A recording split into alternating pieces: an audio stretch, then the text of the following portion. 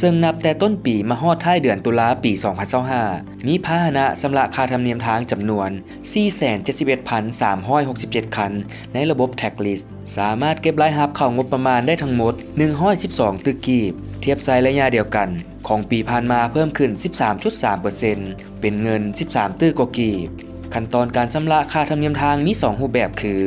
1. ชำระผ่านห้องการช่วยสหกรณ์กองคุ้มครองพาหนะและการขับขี่โดยเอาเอกสารรถไปแจ้งต่อเจ้าหน้าที่รับผิดชอบเพื่อชำระเงินและรับแผ่นสติกเกอร์ได้เลย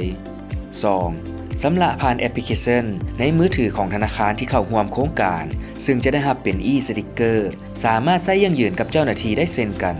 กรณีหากท่านต้องการแผ่นสติกเกอร์สามารถติดต่อเอากับห้องการช่วยสหกรณ์ได้สะดวกว่องไวสอบถามข้อมูลเพิ่มเติมโทร1466